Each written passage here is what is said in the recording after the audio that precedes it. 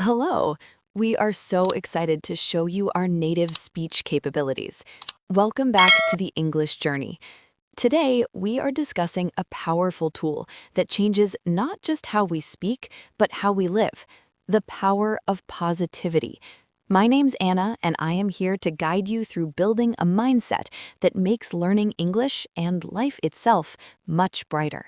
And I am Abel. I am so glad to be here with you, Anna. Sometimes life feels heavy, and it is easy to focus on what is going wrong. Today, we want to talk about how to use English to shift our perspective and why positivity is actually a skill we can practice every single day. That is such a perfect way to begin, Abel. And I want to start by saying something that might surprise some of our listeners. Positivity is not a feeling that just happens to you. It's not something you either have or you do not have. Positivity is a choice. It's a daily decision. And like any decision, the more you practice making it, the easier and more natural it becomes. I really like that idea, Anna, but I have to be honest. There are mornings when I wake up and I do not feel positive at all. I feel tired or worried or just a little bit stuck. How do you make a choice to be positive when your feelings are pulling you in the opposite direction? That's such an honest and important question, Abel. And I think a lot of our listeners are nodding right now because they feel exactly the same way. Here's the thing. Making a choice to be positive doesn't mean pretending that the difficult feelings are not there. It means that after you notice those feelings, you decide what to do next. You decide where to direct your attention. Think of it like this. Imagine you're in a room with two windows. One window looks out onto a gray, cloudy sky. The other window looks out onto a garden with green trees and flowers. The clouds are real. The gray sky is real. You are not imagining it, but you can still choose which window to look through for most of your day. Oh, I love that image. Two windows. So you're not denying that the clouds exist, you're just choosing to spend more time looking at the garden. Exactly. And this is especially important for English learners because the journey of learning a new language is full of moments that feel uncomfortable or discouraging. You forget a word, you mispronounce something, someone does not understand you. In those moments, the choice you make about how to interpret that experience will determine everything. It will determine whether you keep going or whether you stop. That makes so much sense. And I think that leads perfectly into something I was really curious about before we started recording today. I've heard the phrase reframing before, and I wanted to ask you to explain it properly. What does reframing actually mean? Reframing is one of the most powerful mental tools we have, and it's beautifully simple once you understand it. To reframe something means to take a situation and look at it from a different angle. You change the frame, just like you would change the frame around a painting. The painting, meaning the situation itself, stays the same, but a different frame completely changes how it looks and how it feels. In language, reframing usually means changing the words you use to describe your experience. And the words we choose are incredibly powerful because our brain listens to everything we say, including everything we say to ourselves. Can you give us an example? I think I understand the idea, but a real example would really help. Of course, let's take one of the most common things that English learners say. I can't do this. Maybe you're trying to understand a native speaker and they're talking very fast. Maybe you're trying to write an email in English and the words just won't come. And the thought that arrives is, I can't do this. Now, that sentence feels very final, doesn't it? It closes a door. It tells your brain, stop trying. There's no point. Yes, absolutely. When I think I can't do this, I feel like giving up almost immediately. It feels like a wall. Exactly. It is a wall. But now let's reframe that sentence. Instead of I can't do this, you say I'm learning how to do this. Or you could say I haven't mastered this yet. Or even this is challenging and that means I'm growing. Do you feel the difference? None of those new sentences are dishonest. They're all true. You're still acknowledging that something is difficult, but the new sentences keep the door open. They tell your brain, keep going. There is a path forward. The word yet is doing a lot of work in that reframe, isn't it? I haven't mastered this yet. That one small word changes everything. You're absolutely right, Abel, and that's a beautiful observation. The word yet is one of the most powerful words in the English language for a learner. It transforms a statement of failure into a statement of progress. It says, I'm on a journey, and I haven't arrived at this destination yet, but I'm moving towards it. Language teachers and psychologists both talk about the importance of that word, and I encourage every single one of our listeners to start adding it to their inner conversations. When you catch yourself thinking, I don't understand, add the word yet. I don't understand this yet. When you think, I can't speak confidently, add the word yet. I can't speak confidently yet. It's a tiny change with a very big impact. I'm going to start practicing that today. I really am. Now, Anna, I've also heard you mention before that you have a morning routine that involves something called gratitude. Can you explain what gratitude is and how it connects to positivity and even to learning English? I would love to talk about this because it's something I genuinely practice every single day, and it's changed my life in very real ways. The word gratitude comes from the Latin word gratus, which means pleasing or thankful. Gratitude simply means appreciating what you have. It means noticing the good things in your life and taking a moment to acknowledge them consciously and intentionally. And research in psychology, particularly in a field called positive psychology, has shown again and again that practicing gratitude is one of the most reliable ways to improve your mental well-being, your focus, and even your relationships. It sounds wonderful in theory, but how do you actually practice it? Is it just thinking happy thoughts in the morning? It's more deliberate than that, and that deliberateness is what makes it work.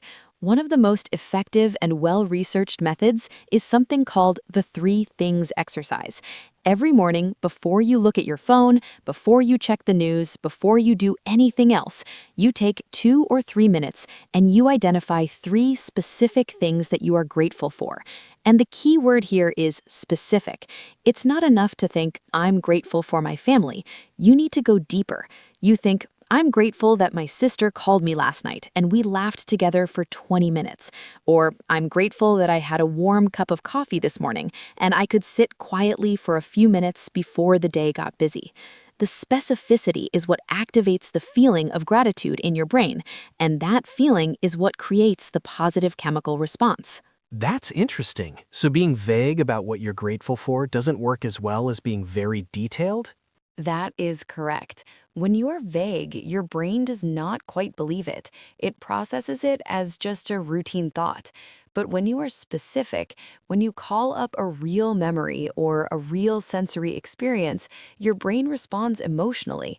And that emotional response is where the real benefit comes from.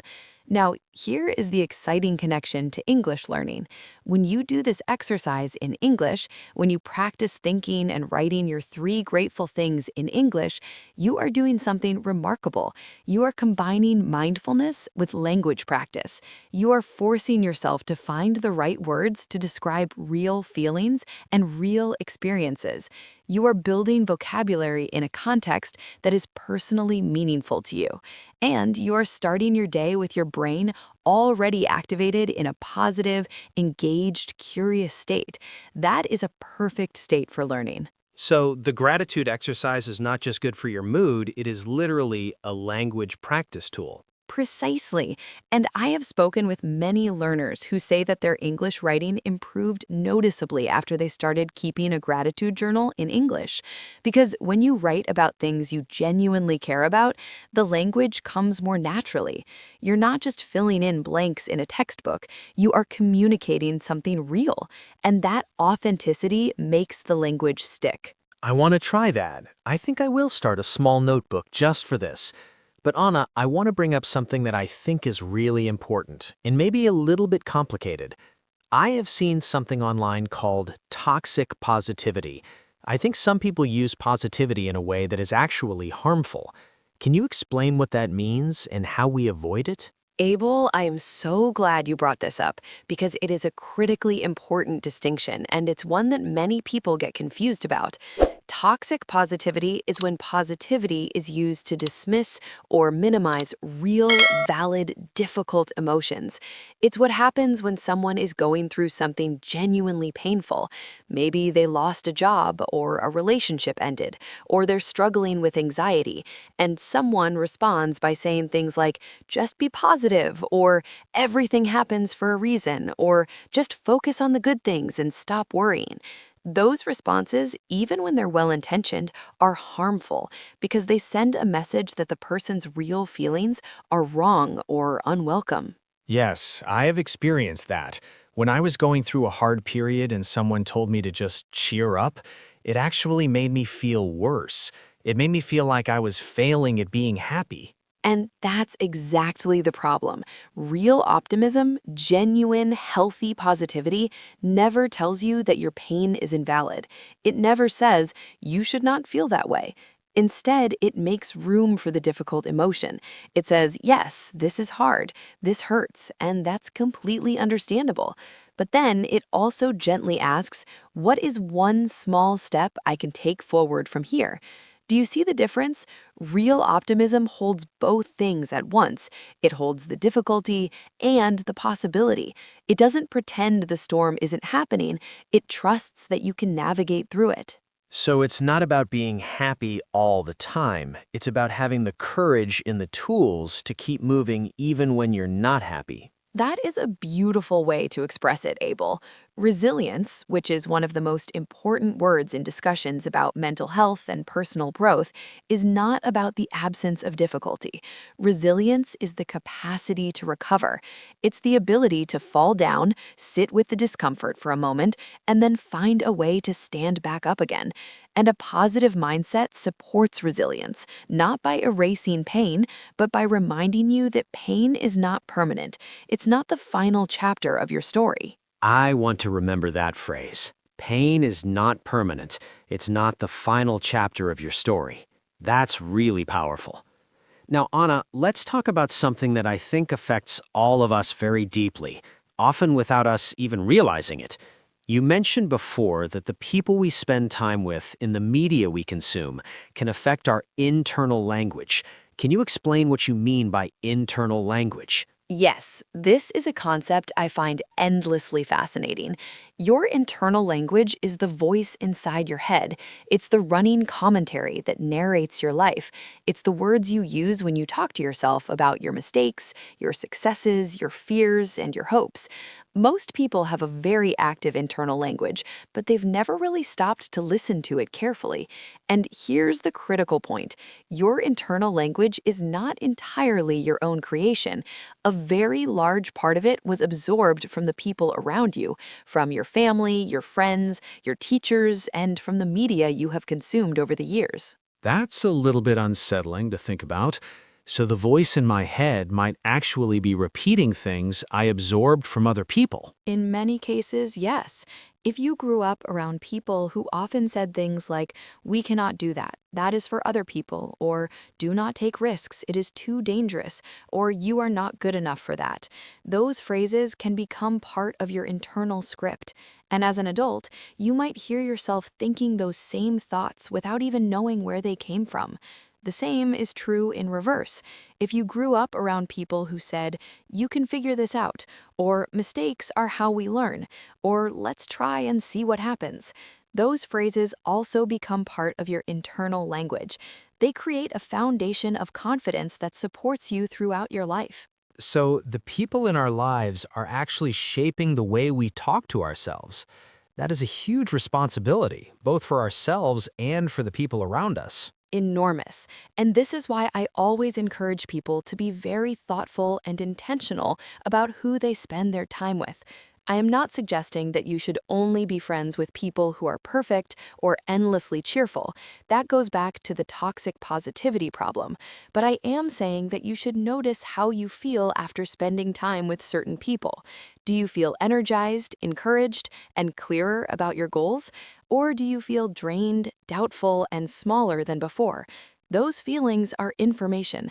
They are telling you something important about the relationship and about the influence that person is having on your internal language. And what about media? Because I think we spend so much time consuming media, whether it's news, social media, podcasts, or videos. How does that affect our positivity and our mindset? The impact of media on our mindset is profound, and it's something that researchers have been studying intensively for the past decade.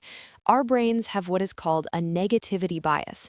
This is an evolutionary feature that means our brains are naturally more alert to negative information than to positive information. In the ancient past, this was useful because it kept us safe from danger. But in the modern world, where we are surrounded by news and social media that are designed to capture our attention, and where negative headlines are often the most effective at doing that, this negativity bias can become a serious problem. We can end up in a state of constant low-level anxiety and pessimism without even realizing why. That explains so much, actually. I notice that after I spend a long time scrolling through social media or reading the news, I often feel more anxious and more negative, but I never quite connected it to the negativity bias before. It's one of those patterns that becomes much easier to manage once you can see it clearly. And the solution is not to completely ignore the world or to pretend that difficult things are not happening.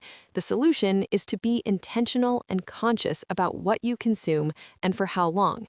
Many people find it helpful to set specific time limits for news and social media.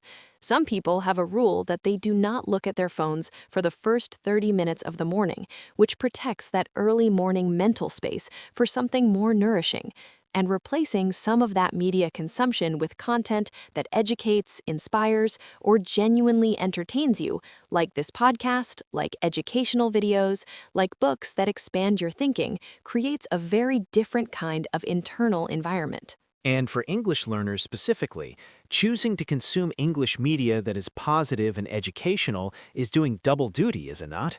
You're improving your language and your mindset at the same time. Perfectly said. And this connects beautifully to our next topic, which I think is one of the most important concepts for anyone on a language learning journey.